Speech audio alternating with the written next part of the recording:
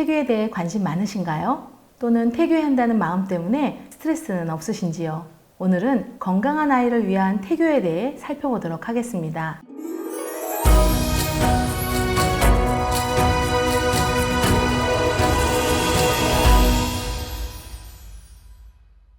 진짜 태교는 무엇일까요? 엄마가 즐거워하는 일을 하는 게 바로 진짜 태교입니다.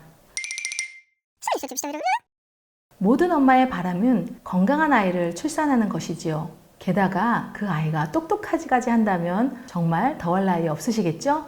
바로 태교하시고자 하는 이유이시기도 합니다.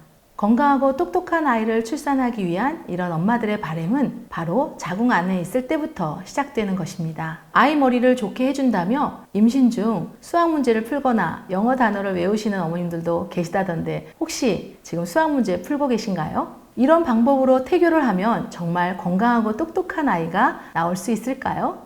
사실 수많은 태교법 중에 객관적인 증거가 부족한 것들이 많으며 태교가 전혀 효과가 없다고 말할 수도 없습니다. 다만 별로 내키지 않거나 불편한 것, 뱃속의 아기를 위해 억지로 하는 태교가 정말 효과가 있을까요?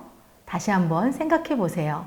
태교의 의미는 엄마가 즐거워하는 것을 하는 것이며 마음이 편안하게 행복해지게 하는 것이 바로 태교의 시작입니다.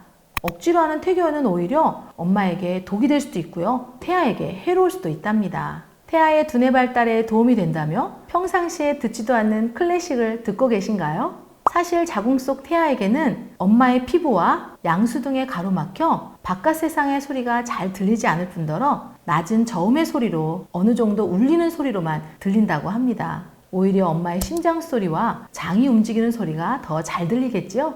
아기는 자궁 안에 있을 때보다 세상에서 태어난 후에 더 잘 듣는 거 아닐까요? 따라서 음악 소리는 자궁 안에서보다 태어난 후에 들려주는 것이 더욱 효과적이겠습니다.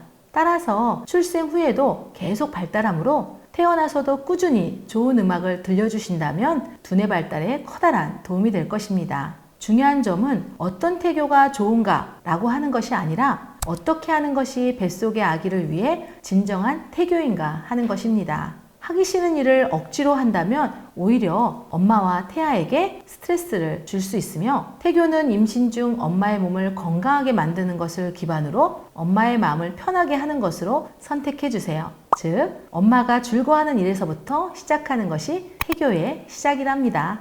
지금부터 그 방법에 대해 알아보실까요? 똑똑하고 건강한 우리 아이를 위한 태교 노하우 시작! 마음이 건강한 아이로 출산하고 싶으세요? 엄마의 감정이 태아에게 그대로 전달된답니다. 하고 싶지 않은 일을 스트레스 받아가면서 할 바에는 차라리 하지 않는 편이 더 낫답니다. 미술관에서 명화를 감상하는 것보다 만화책을 보는 것이 더 즐겁다면 그렇게 하세요. 저도 만화책 좋아한답니다. 클래식을 듣는 것보다 아이돌 가수의 노래를 부르는 것, 그리고 유행가를 따라 부르는 것이 좋다면 그렇게 하세요. 엄마가 즐거워하는 일이 바로 태교의 기본이지요. 웃을 일이 없어도 조금은 호호 하하 이렇게 웃어주세요. 매일매일 웃다 보면 시간도 가고 또 행복한 마음이 들 수 있습니다. 그것보다 더 좋은 태교는 없겠지요? 몸이 건강한 아이로 출산하고 싶으세요? 그렇다면 꾸준히 운동하세요. 운동은 엄마를 건강하게 만들 뿐 아니라 태아도 운동을 하게 하는 효과를 가져온답니다. 엄마의 꾸준한 운동 습관은 태아의 유전에 그대로 반영돼요. 그래서 출생 후에 아기도 운동에 흥미를 갖게 됩니다. 엄마가 요가나 수영을 열심히 하는 것도 또 다른 태교의 시작이라는 거 기억해 주세요. 체중 유지에 조금만 신경 써주세요. 임신 중 운동을 통해 어느 정도의 일정 수준 체중을 유지한다면 정상 체중의 아이를 출산할 수 있게 됩니다. 너무 당연한 이야기인가요? 체중이 너무 많이 늘지 않도록 조금씩 엄마의 체중을 늘려가시면 되겠습니다. 이런 엄마의 노력으로 우리 아기가 건강하게 잘 자라도록 하는 기반을 만들어 주신다는 거 잊지 마세요. 몸에 좋은 음식을 드세요. 입에 당기는 것이라고 해서 태아가 먹고 싶어 하는 건 아닐까라고 하는 신호로 받아들여 몸에는 해롭지만 억지로 음식을 먹는다면 좋은 방법이 아닙니다. 너무 먹고 싶어서 참을 수 없다면 조금씩만 드시고요. 또 습관적으로 억지로 먹으려고 하시는 것은 좋지 않습니다. 아마 뱃속의 아이도 생각할 겁니다. 엄마의 몸에 좋은 음식을 먹었으면 좋겠다고요. 세 번째는 미래를 준비하는 수업 등을 들어보세요. 출산을 앞둔 예비 엄마들은 뭐가 뭔지 모르는 것이 많지요. 이런 예비맘을 도와주고 이미 출산에 대한 경험을 가지고 있는 엄마들에게는 기분 전환이 되는 수업들이 있답니다. 출산, 모유 수유, 양육 등 임산부에게 도움이 되는 여러 가지 정보를 알려주는 수업 등이 있습니다. 산부인과 병원에 혹시 출산을 도와주는 프로그램이 있는지 확인하시고요. 하루나 일정 기간을 정해서 참여하여 출산의 모든 과정을 미리 자세하게 알아두는 것도 좋습니다. 저는 자연분만 교실을 추천합니다. 마지막으로 태교의 핵심은 태담입니다. 태아의 뇌는 출산하기 전까지 유전자 프로그램에 따라 자동적으로 구성되는데요. 이 프로그램은 탄력적이고 융통성이 있어서 외부와의 상호작용, 즉 어떠한 환경이냐에 따라서 달라질 수 있답니다. 이때 가장 중요한 일은 바로 태아와의 상호작용, 즉 교감입니다. 이 교감을 위해서는 태아에 대해서 제대로 알아야 되겠지요. 임신 23주부터는 외부 소리를 감지하고 외부의 대화 내용을 듣는다는 놀라운 사실을 알고 계시죠? 최근 연구에 의하면 태아는 외부 음성 중 30% 정도를 인식하고 특히 억양은 거의 모두 구분할 수 있답니다.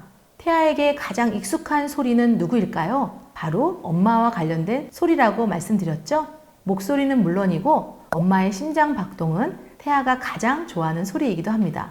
따라서 출산 후에 아기를 이렇게 안고 있으면 너무 우리 아이가 편안해하는 것도 그와 같은 이유겠지요. 태담은 아이와의 상호작용, 즉 의사소통에 중요한 의미를 갖고 있습니다. 태아에게 소리를 들려주면 태아의 움직임이 증가하거나 뱃속에서 우리 아기가 눈을 깜빡이거나 또는 심장박동이 증가한다는 연구 결과가 많이 있습니다. 태아에게 직접적인 영향을 미칠 수 있는 교육 프로그램은 상당히 제한적일 수 있지만 태담에 대해서는 태아의 두뇌 발달에 미치는 효과가 많이 입증되었습니다. 특히 임신 8개월경 뉴런의 수는 최고치에 이르게 되는데요. 이 시기에 태아는 엄마 아빠보다 훨씬 많은 뉴런과 시냅스를 갖고 있습니다. 하지만 주변에 아무런 자극이 없으면 태아 스스로 이 정보는 필요가 없구나 라고 판단해서 시냅스와 뉴런의 수가 감소하게 된답니다. 반대로 이 시기에 적절한 자극을 주면 뉴런과 시냅스의 감소율이 줄어들면서 태아에게 적절한 자극을 통해 뇌 발달을 돕게 됩니다. 지금부터 태아와 대화해 보세요. 이것이 바로 태교입니다. 태담은 초기 애착 형성 기회가 될 수 있는 매우 중요한 행위입니다. 엄마는 불안감을 가지고 있기보다는 뱃속에 있는 태와 끊임없이 소통하고 대화해 주세요. 엄마의 불안감은 뱃속의 아이에게 정신적, 신체적 장애 위험을 2.5배 정도 높인다고 합니다. 출생 후에도 자주 공포감을 경험하거나 신경질적인 아이가 될 수 있는 확률도 5배나 높다고 하지요. 태교를 위해 음악 감상이 정말 태아에게 도움이 될까요? 혹시 태아의 수면에 방해가 되는 건 아닐까요? 이런 사실 잊지 마세요. 한마디로 태교는 좋아하는 것을 하는 것입니다. 누가 하는 거라고요? 엄마가 좋아하는 것을 하시는 겁니다. 다음 시간에는 태아를 위해 좋은 것은 무엇인지, 나쁜 것은 무엇인지를 알아보도록 하겠습니다. 감사합니다.